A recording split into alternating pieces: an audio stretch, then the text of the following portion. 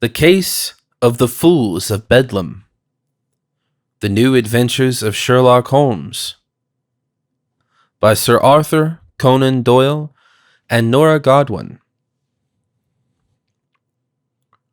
At the end of August 1886, I stayed in Eastbourne for a few days to attend a congress for forensic pathology. Holmes had insisted that me, improved our competencies in this area. He himself, of course, had strongly rejected to participate locally, and so we remained separated for an extended weekend. I must confess that this was also relaxing in a way. However, when I returned to Baker Street the following Tuesday, I was confronted with a situation that was not only highly surprising, but also deeply disturbing. Mrs. Hudson received me at the front door and immediately confirmed the desperate impression she had already made visually. "Finally, you're back, Dr. Watson," she began bluntly. "Something terrible has happened." The good woman had tears in her eyes and then buried her face in her hands. I didn't really know what to think of it, but I was immediately troubled. A queasy feeling crept into me, but I kept my countenance on the outside. "Calm down, Mrs. Hudson," I said, not knowing what this was all about. "I'm sure Mr. Holmes and I will be able to solve the problem." But Mrs. Hudson shook her head. "I'm afraid that won't be possible," she sobbed. "It's about Mr. Holmes." "Holmes?" I asked, irritated. "What about him? Is he all right?" I wanted to rush past Mrs. Hudson to the first floor to see Holmes, but our housekeeper held me back.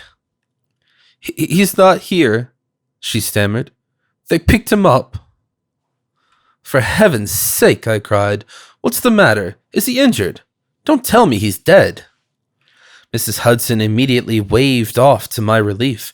No, she said, "but the police took him and locked him up." I took a deep breath. I had always been aware that one day it would come to this. Yes, so far that Holmes would stretch the boundaries a little too much and end up in jail. Well, after all, Holmes is physically unharmed, I said, to reassure myself. But what is he accused of? Why was Holmes arrested? "I don't know," Mrs. Hudson replied, still weeping. "The police officers were extremely rude and refused to give any information to me. When they led Mr. Holmes away in handcuffs this morning, they just said it was a very serious matter and he would spend a long time behind bars." Giving this some thought, I accompanied Mrs. Hudson to her premises and prepared her a cup of tea to calm down. When the poor woman had gathered herself again, I left her alone. I had to get to the bottom of it. "Don't worry, Mrs. Hudson," I said as a farewell. "I am now going to Scotland Yard to resolve this matter. There is no doubt that this must be a misunderstanding. Holmes will be a free man again in no time." Without being convinced by this assessment myself, I then made my way to the police headquarters at Whitehall Place. There was a deep uncertainty about what was to come, because I had serious doubts as to whether things could actually be sorted out. But when I stood in front of Inspector Lestrade, I was briefly drawn to the foolish hope that a bad joke or secret plan would now be revealed to me. But that was not the case. "I'm sincerely sorry, Dr. Watson," Inspector Lestrade explained, "but my hands are tied. Holmes was duly arrested because of the embezzlement of evidence. In addition, in the course of the official act, he was guilty of physical resistance to the power of the state." Admittedly, the former accusation always hovered over Holmes's activities like a sword of Damocles, although I couldn't explain how Scotland Yard should have got tangible information, even evidence, on this matter. Holmes was clearly superior to them. As far as the second point is concerned, however, I had to follow up. "What do you mean by physical resistance?" I asked. "Holmes did not really attack an officer, did he?" "He certainly did," Inspector Lestrade replied. "He didn't want to be arrested. He got into a rage and rampaged like a wild animal." "Like a wild animal," I repeated incredulously, knowing that such a thing was not like Holmes's natural self. "That's nonsense. Holmes would never lose control of himself and his actions. Did he beat one of the officials?" Inspector Lestrade hesitated and finally declared, "Well, not exactly beaten. No, that's not. Rather well, yes." "For heaven's sake, Inspector," I cried impatiently, "stop stammering and finally tell me what Holmes did." "Of course, Dr. Watson," Lestrade said after another pause of thought. "Then I will get right to the point. He bit him." For a moment, words completely failed me. Then I asked, "Excuse me, but who bit whom?" "Well, Mr. Holmes bit one of the police officers," Inspector Lestrade replied without hesitation. I had to laugh out loud, because at this point, I was absolutely certain that they wanted to make a fool out of me. "Excellent joke, Inspector," I shouted. "Congratulations, you've deceived me after all. Was that Holmes's idea? Holmes, come out. The comedy is over." But Holmes did not walk through a door, and did not step in front of a curtain, and Inspector Lestrade's unchanged, serious face also told me that he was serious. "Is this true?" I asked tentatively. Inspector Lestrade nodded. "Much to my dismay, yes," he confirmed. 3 times. Holmes bit the officer 3 times. In the arm, and the hand, and at the end in the nose. The wound on the hand even had to be sewn. Such behavior by Holmes was, of course, bizarre. He must have gone mad, or he acted under the influence of a drug overdose. Anyway, he would only be able to clarify the matter himself. "I have to see him right away," I demanded. "What kind of prison did you put Holmes in?" "No prison," Inspector Lestrade replied with a sigh. "Because of his irrational and unnecessarily aggressive behavior, Holmes was taken to an institution for mentally abnormal individuals." "Into a madhouse!" I cried heatedly. "You put Holmes in a madhouse!" "To a psychiatric hospital, a sanatorium," Inspector Lestrade corrected. "And I would like to add that this decision was not in my jurisdiction." "I understand," I replied briefly. "Who is responsible for this?" Inspector Lestrade hesitated for a moment again, and then said, "The instruction came from the very top. I can say no more." I started to seethe on the inside, but I limited myself to the question, "Where is he?" "At the Bethlem Royal Hospital," Inspector Lestrade replied. I left the inspector and Scotland Yard without a word, because it would probably have been an ugly one. I immediately went to Southwark, where the so-called clinic was located on Lambeth Road. The facility has been around since the 14th century. The inmates, mentally ill, and those who were declared mentally ill for other reasons, vegetated there for a long time in devastating conditions. There could be no question of treatment in the medical and psychiatric sense, or even healing. This institution was much rather used for locking away unpredictable individuals, those who were classified as fools by society, by the church, or by politics disappeared for a long time, or even forever, behind the walls of Bedlam, as the sanatorium is commonly called. But there is no doubt that neurology and psychiatry have made considerable progress in recent years, even though these changes would reflect in the relevant clinics. The usual attempts to cure continued to be either with experimental drugs or, in the worst case, surgical. At least the living circumstances were slowly approaching the therapeutic, hygienic, caring, and human professional standards of other hospitals. Nevertheless, I had always maintained a certain distrust towards the Bedlam Royal Hospital. That was the reason why I was, to a further extent, very concerned by the fact that Holmes was currently a patient there. I entered the building, which in fact resembled a prison, through the main entrance and entered the only freely accessible area. In the foyer, a middle-aged lady with pitch-black hair and a dark gaze sat behind a counter. It was unusually large and powerfully built.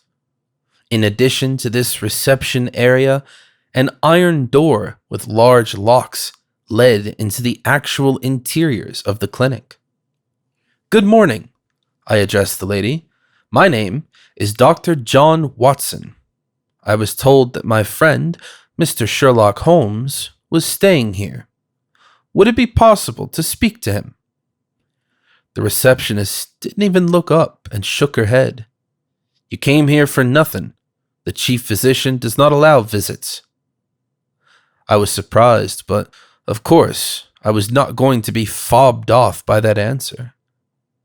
"Maybe I'm wrong," I explained, "and this is not a hospital, it's a dungeon. Otherwise, I wouldn't know what would speak against visiting patients, or should we rather call them inmates." The lady was obviously annoyed at my tenacity, exhaled aloud, and looked at me with raised eyebrows.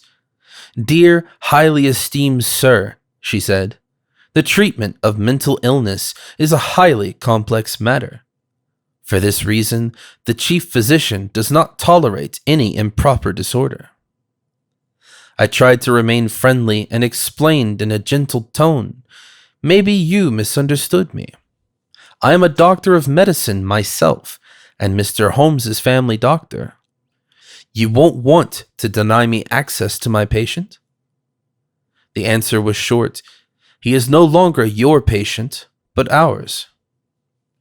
Now I stood there, somewhat perplexed, and briefly thought about what Holmes would do.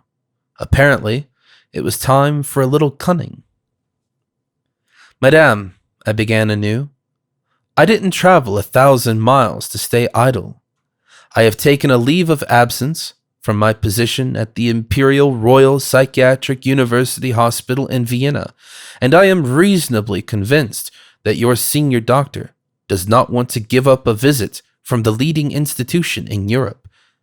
Maybe you want to report my arrival to the esteemed head of your institute?" The lady looked up again from her documents and looked briefly in my eyes. Then she took a keychain from the shelf behind her and disappeared wordlessly through the heavy iron door to the left of the counter. I stayed alone in the foyer and looked around, but there was nothing to see. The walls were adorned, the room empty. Only the receptionist's workplace was sparsely furnished. There were no windows. After a few minutes, which seemed like hours, the lady returned, accompanied by a bald-headed older gentleman in a white doctor's coat, who quickly brushed his round glasses as he entered. Then he went straight to me. "Dr. Watson from Vienna, as I hear," he said, reaching out to me. "I am Dr. Stewart, the chief physician of Bedlam." "Very pleased," I replied, trying for a confident handshake. "My assistant, Miss Renfield," Dr. Seward continued, "suggested that you are interested in one of our cases. Is that true?" I nodded. Quite right, I confirmed. It's Mr. Sherlock Holmes. Dr. Seward smiled confidently. Mr. Holmes, he repeated. Oh, yes, an interesting patient.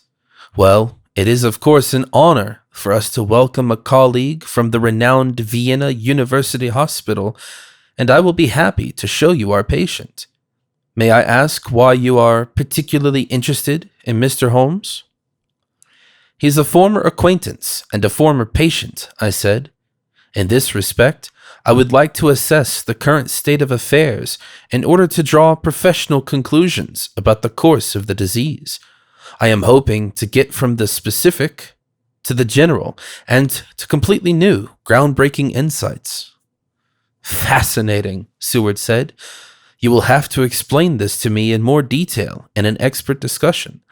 It would undoubtedly be very valuable for us to benefit from the world-famous advances in Viennese psychiatric medicine. Certainly, I said, all in good time. First of all, though, I would like to see the patient. The chief medical officer nodded, went ahead and opened the iron door with his keychain. I followed him and entered the inside of the clinic. Behind us, the heavy door closed with a shuddering thud. Behind the door were dark corridors that led circularly through the building. On the outer circle, the patients were housed behind locked security doors like a prison. On the inner circle were treatment rooms and depots. Every now and then, you could hear blood-curdling screams and sometimes a penetrating laugh. Dr. Seward didn't seem to be bothered by any of that. You have to know, Dr. Watson, he told frankly, that our working conditions lag behind those in Vienna or Paris. This is mostly due to lack of funding. I am the only inpatient doctor for 50 inmates. Miss Renfield, my only help, she is also a trained nurse. Other doctors or surgeons are only called in on a case-by-case basis. Hence the strict security precautions. We can't, of course, observe everyone and everything at all times. That's unfortunate, I replied. In my opinion, the Empire would be well advised to provide as much treatment as possible in its psychiatric hospitals. After all, a significant proportion of patients are former soldiers with traumatic experiences. Generally speaking, you are right, Dr. Seward replied. But that's not the case with us. We only treat civilians. Our patients are more or less officially admitted here at the request of relatives, on medical advice, on police or judicial instructions. That means, I asked, no one is here voluntarily? Dr. Seward smiled sheepishly. Well, I wouldn't put it that way, he said. Of course, the mentally ill person usually lacks an understanding of the need for treatment. I understand, I replied with a serious expression. Another reason for heavily fortified doors and security locks? The senior doctor shrugged his shoulders. It's only for their best, he said. Then he stopped at a door. Here it is, number 221.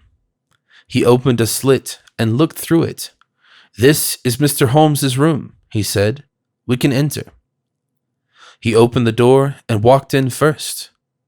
I followed him and found myself in a small room that, as expected, resembles more of a dungeon cell than a hospital room. At the back wall, there was a bed, adjoining on the head end with the wall. There were no other furniture or other objects or a window. I quickly took a step towards the bed and found Holmes sleeping peacefully, but in a deplorable state. More pale than usual, with collapsed cheek and an unshaven face, his dark circled eyes were tightly closed, the hair tangled, and a little saliva fluid ran out of his slightly open mouth. The face and body remained motionless, but the wrists and ankles were tied to the bed frame with leather straps as a precaution. He had suffered a ruptured bruise on his chin and a hematoma on his left cheekbone, presumably the result of the violent arrest. I noticed a flat breathing and a regular but slowed heartbeat. Apparently, Holmes had been calmed down with medication. I pointed to the shackles and looked at Dr. Seward. Is this really necessary? Unfortunately, replied the chief medical officer, for his own and for our safety. The patient shows a willingness to use violence toward himself, but even more so towards the medical and nursing staff. Even when fixed, he snaps around like a rabid dog. He was therefore sedated with pharmaceuticals, I suppose? I asked. Dr. Seward nodded. We had to get the full arsenal up, he said. Until now, the patient could hardly be tamed. Of course, a reasonable basis for discussion could not yet be established. I frowned and reproachfully said, well, if you continue to turn the patient's brain into a vegetable, it will stay that way. The chief physician took a deep breath. My dear colleague, he began, as I said, we do not have the same resources and staff here as you are used to from your Viennese clinic. But I am open to your suggestions. I thought for a moment and looked at Holmes. Excuse me, Dr. Seward, I apologized.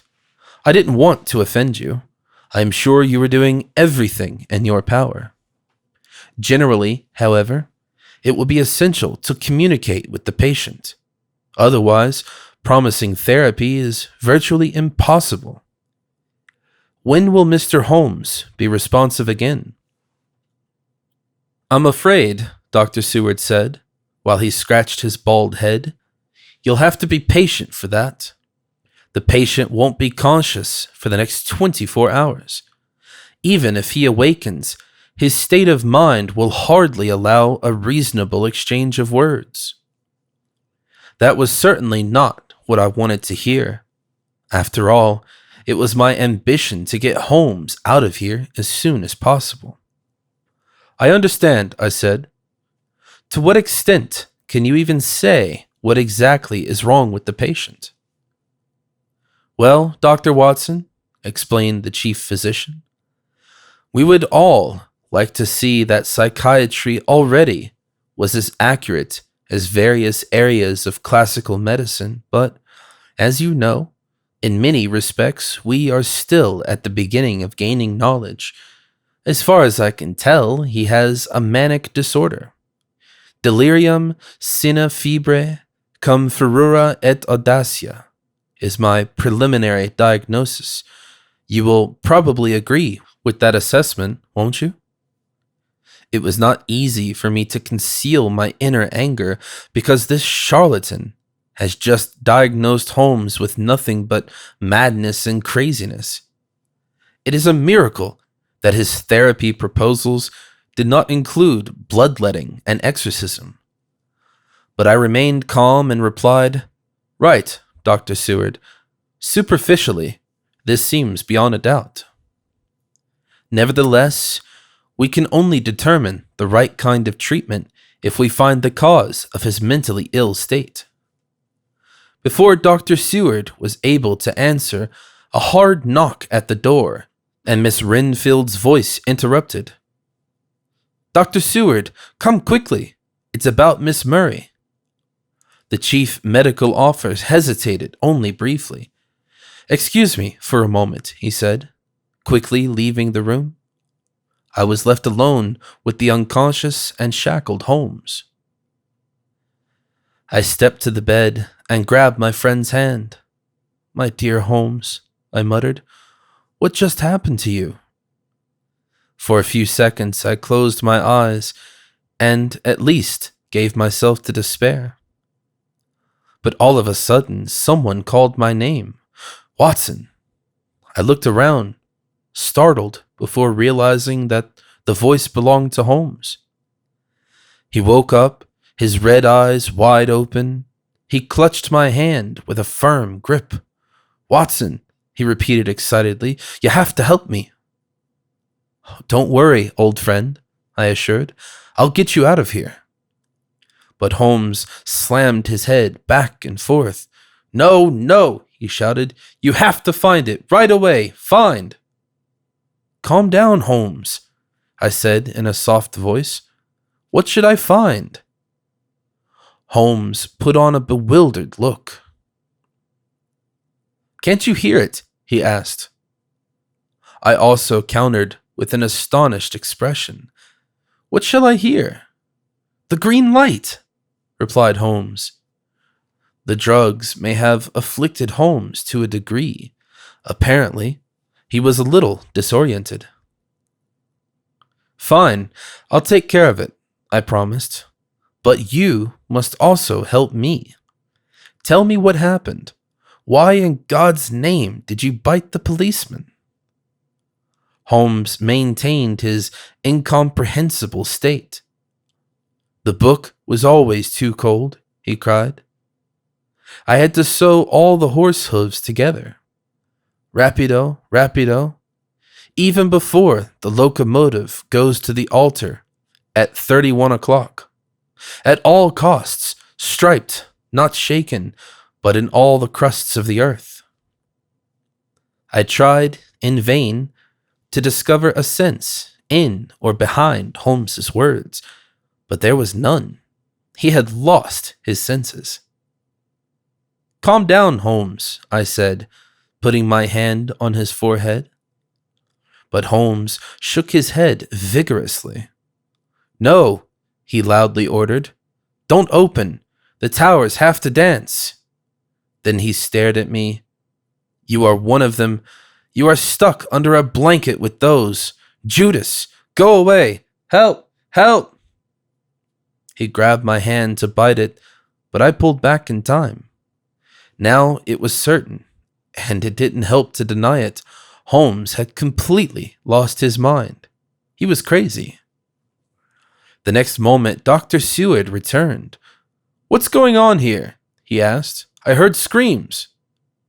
I cleared my throat as Holmes pulled at the leather straps, growling like a street dog. "Well, the patient suddenly woke up," I said. "He started screaming first, then he became aggressive. Unfortunately, I was unable to reassure him. See for yourself." Dr. Seward nodded. "He should have slept through the night," he said. "Apparently, we need to increase the dose. I'll instruct Miss Renfield on that." Then he took my arm and pulled me out of the cell. I was so stunned by the whole situation that I didn't resist. Behind us, Dr. Seward locked the door, Holmes's confused screams still audible.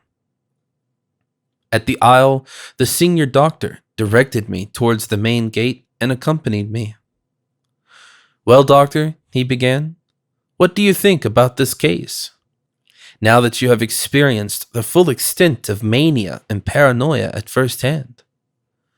Of course, Holmes's condition affected me, but I tried to keep a straight face. I had to take control of the situation. "A very interesting case," I replied, "which I would like to continue to study. Do you think it would be possible to relocate the patient under my supervision to a place where I could observe and examine him continuously and study him systematically?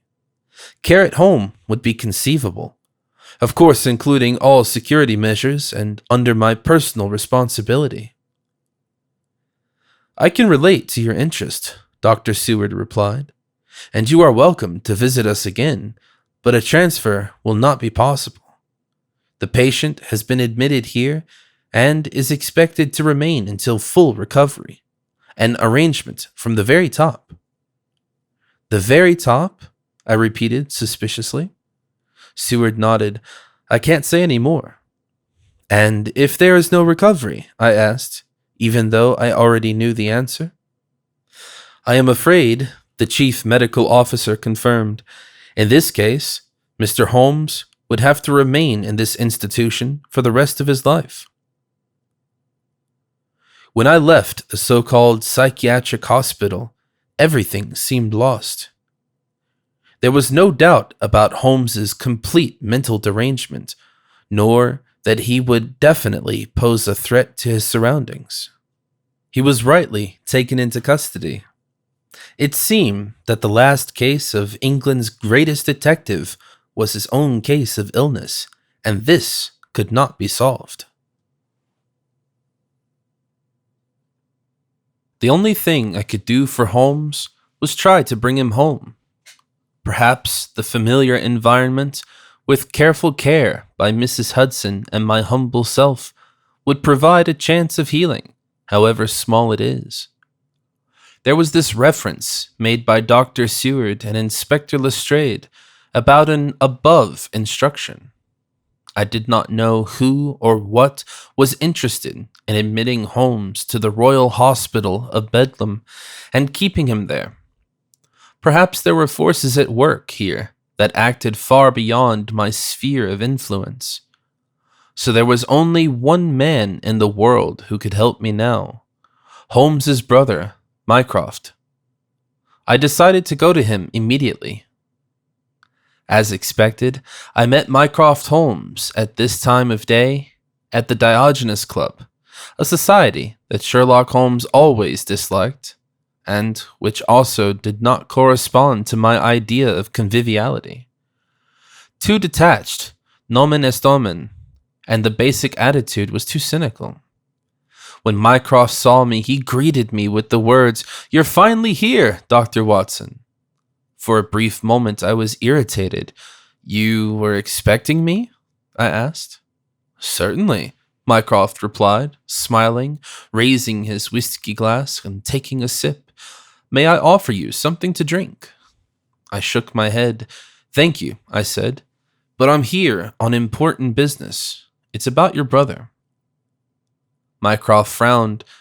"He's not going to break out," he suspected. Once again, I was surprised and stuttered only. No, not at all, but..." "Then everything is fine," Mycroft interrupted me. "So you know that your brother was admitted to the Bedlam Clinic," I said. "Whether I know about it?"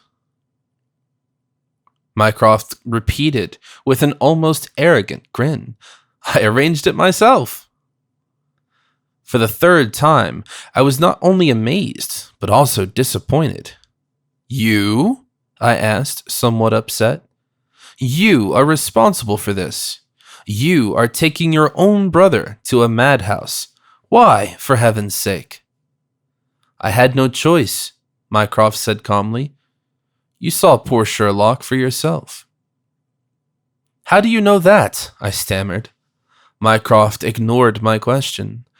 "By the way, Dr. Watson," he continued, "I congratulate you on your career advancement. I was not aware that you now have a position at the Imperial Royal Psychiatry in Vienna. What a great opportunity to refresh your knowledge of German. When are you going to leave for Austria?" "If you're so well informed," I replied, somewhat irritated, "you should also be aware that it was a small emergency lie. It is probably the wrong time to make jokes about this. Listen, your brother is dying in this institution. It is filled with tons of mentally active drugs. There's a serious risk that his brain will suffer serious damage that will be irreparable." Mycroft drank from his whiskey without showing any emotion, then said, "Just stay calm, Dr. Watson. The damage to Sherlock's brain is probably already done. He's in the best hands. I can assure you that Sherlock himself would support his continued accommodation in Bedlam." I got into a rage. "How can you say something like that?" I cried in anger.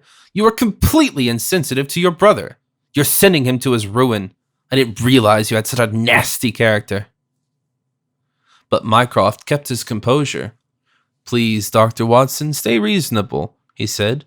"Don't you want a drink?" "You're probably only going to give me poison in a cup," I mocked loudly, "just like your diabolical nature. You're about to kill your brother. You are a murderer." The next second, I gave Mycroft an on-the-chin hook, and he fell to the ground. Immediately, 2 members of the club were there, grabbing me by the arms and holding me down. Meanwhile, another guest helped Mycroft to his feet. Without paying any further attention, he instructed the staff, "Dr. Watson wants to leave us now.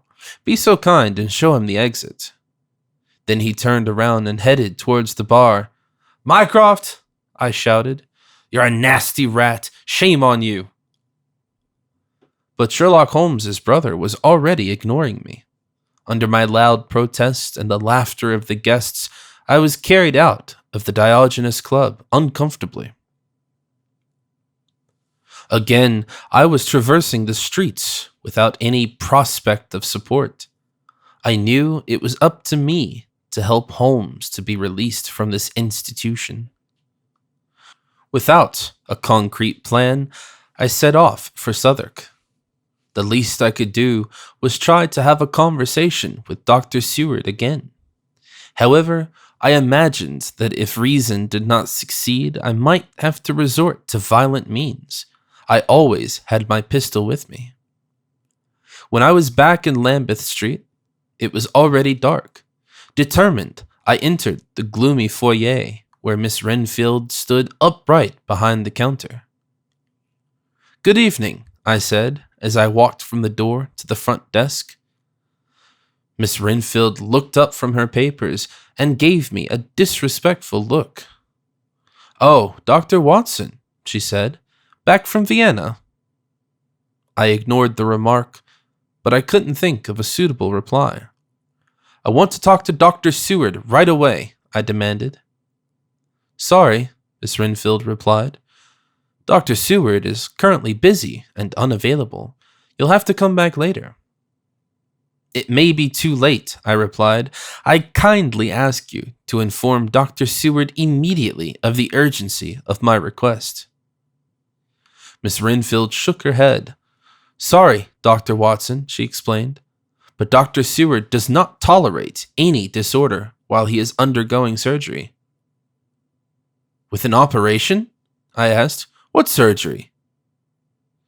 "It's an experimental neurosurgical procedure on the brain," Miss Renfield said. "In patients who cannot be reassured by medication, the connecting nerve pathways between front lobe and thalamus are cut. Dr. Seward calls it leucotomy." I was not an expert in this field, but I knew that this would result in significant and irretrievable damage to the gray and white brain matter. The patient would become a soulless and mindless wreck, unable to express feelings, desires, or even the simplest thoughts. "That's barbaric," I protested. "What poor soul does Seward put on this butcher's knife?"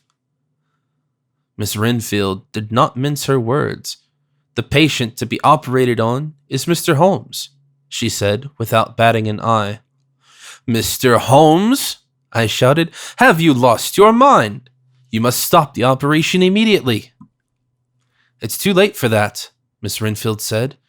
"Mr. Holmes is in the operating room and has already been anesthetized." Thunderstruck for a few seconds, I was paralyzed, unable to think and act, but then pure panic took over.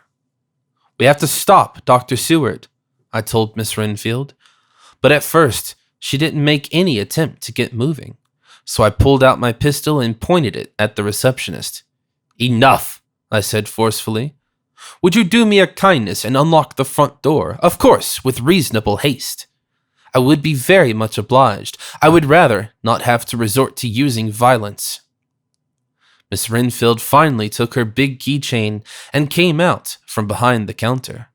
"With haste," I demanded, and walked ahead to the iron gate. By turning my back on Miss Renfield, I made a fatal mistake. The next moment, a heavy object hit me in the back of my head, and I fell to the ground. The last thing I remember is Miss Renfield's face, which bent over me and said, "We're going to have to do a second leucotomy today." Then her keychain hit me in the face, and I lost consciousness. When I regained consciousness, I was in a dark room. It took some time for my eyes to get used to the low light that the door slit allowed. The room was small and windowless, and I realized that it was one of the cells of the clinic. I was lying in a bed, the only piece of furniture available, and I had a severe headache. Then I noticed that I had been given a head bandage. Had they already cut my brain? Have I been trapped in my body without any chance of getting in touch with the outside world? I tried to move my limbs, but I couldn't. Had I had my spinal cord severed? According to the felonious staff of this institution, I would not be surprised at all. I was close to despair when the door was unlocked and a man in a white doctor's coat stepped in. When enough light shone through the opening, I recognized Dr. Seward. He came to my bed and said to me, "Oh, Dr. Watson, you're awake. How do you feel?" "How do you feel?" I repeated. "What did you do to me? Have you filleted my brain?" Dr. Seward smiled. "No, nothing of the sort," he said.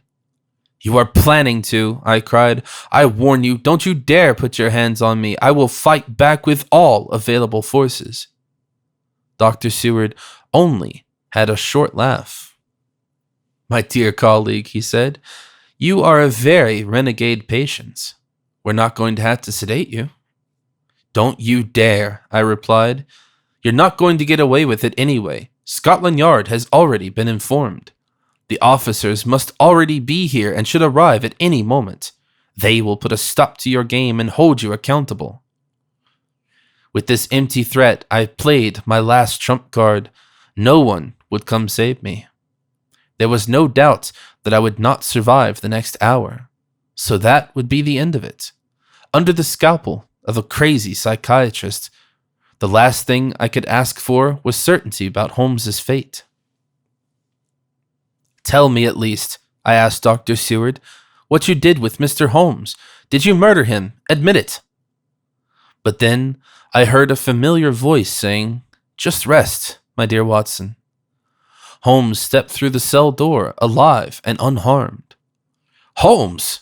I cried, equally surprised and relieved. "You're doing well." "The news of my death is very exaggerated," he remarked laconically as he got closer to my bed. "Be that as it may, Holmes," I replied. "Look out! Dr. Seward is a dangerous criminal, a butcher." To my astonishment, Holmes and Dr. Seward began to laugh at the same time. "My good Watson," Holmes said then, "I owe you a number of explanations. First of all, I would like to assure you that Dr. Seward was just kind enough to help me with this whole charade, and he has probably played his role very convincingly. Nevertheless, I can guarantee that he will not pose any danger." "A charade?" I asked. "Indeed," Holmes said. "There has been a suspicion for some time that something was amiss in this clinic. Patients died unexpectedly and without any medically comprehensible reason. Dr. Seward faced a mystery, but then he had a suspicion. Most of the time, patients who were wealthy died. Right after, their possessions would disappear. Therefore, one had to assume that someone here is murdering patients in order to enrich themselves." "Miss Renfield," I cried immediately. "Remarkable," Holmes said. "Even though you got 2 neat blows to the head, which were excellently cared for and bandaged by Dr. Seward, by the way, you are still halfway good about your combination. Quite right, my dear Watson. Miss Renfield was under suspicion from the very beginning, and I had myself brought here under the disguise of a patient to gather evidence. I understand that I succeeded in a very short time. The lady is already in custody." I began to understand the full scope of Holmes's so-called charade. "That means," I said slowly, "that everything was just bogus?" "I understand. So you were never crazy, and therefore didn't bite a policeman." Holmes looked at me in amazement. "What are you thinking?" he said. "Of course I bit the policeman. The whole thing had to be credible." "Poor Mrs. Hudson," I asked, "was not initiated?" Holmes shook his head. "And Inspector Lestrade," I continued. "Too unreliable," Holmes said. "Lestrade knew nothing, but he's used to that." "And of course your brother didn't know anything, this nefarious guy," I suspected. "No, no," replied Holmes. "Of course, without Mycroft, the spectacle never would have succeeded. To be precise, it was he who pulled the necessary strings in the background." "Oh, dear Lord," I sighed. "Then I will have to apologize to Mycroft." "Why?" asked Holmes. I hesitated for a moment and then confessed. "Well, I knocked him down." "You beat Mycroft?" Holmes repeated, astonished. "Why is that?" "Because of you," I replied. Holmes pondered briefly, only to find, "Oh, that certainly won't hurt Mycroft. You can't make an omelet without breaking eggs.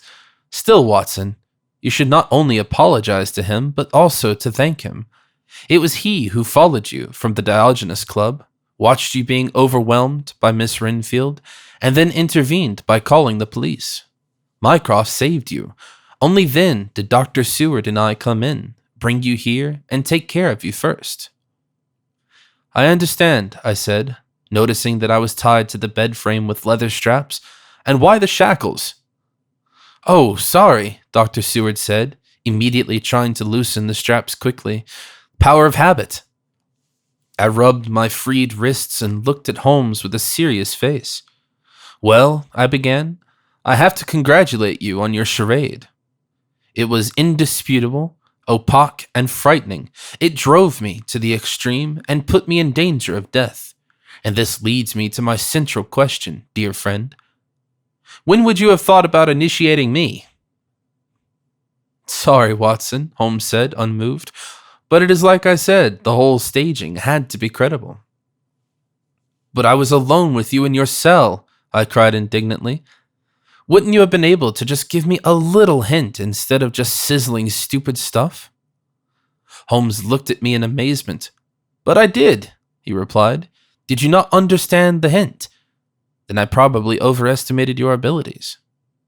I closed my eyes and focused on not hitting the roof. "My dear Holmes," I began somewhat sneeredly, "do me a favor and remain silent. And Dr. Seward, would you be kind enough to sign my dismissal papers? I want to go home."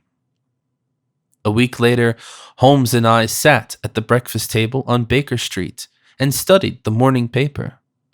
Mrs. Hudson had just brought it up wordlessly because she had vowed never to speak to Holmes again, a vow that would last only a few days, as I can anticipate. But not only did Mrs. Hudson blame Holmes for his deception, which had caused her so much concern, but I, for myself, was not quite sure whether Holmes had not crossed the line with his whole charade. However, looking at the newspaper taught me something different. Miss Renfield had apparently confessed and was charged with 7 counts of murder. Who else, if not Holmes, could have stopped the Sister of Death? "That's just such a thing in mental health hospitals," I said. "You can never be sure who the inmates are and who belongs to the staff." "Spare me with your platitudes," Holmes replied. "The men in the white coats are the doctors. Those without coats are the fools." I put the newspaper aside and smiled. "And this is the only thing that distinguishes the two groups?" "My dear Watson," Holmes replied, "don't twist my words. It would be desirable if in the world outside of psychiatry the assignment could be just as easy." I had to laugh. "You know, Holmes," I explained amusedly, "for my part, I have a doctor's coat. What about you?" "Did you bring the coat from Vienna?" asked Holmes sharply. "Very funny, Holmes," I said. "Do you really know what I've been through because of you? I thought you were mad. I thought you would spend the rest of your life in a cell. I thought Dr. Seward would kill you." "My dear Watson," Holmes declared, unmoved and with his index finger raised, "that's the difference between the two of us. You, as admirable that may be, are limited to thinking. I, on the other hand, focus on knowing. That's why I solved the case while you let yourself be recklessly crushed by the murderer." "Did you know, Holmes," I replied, irritated, "that according to my professional medical diagnosis, you are crazy?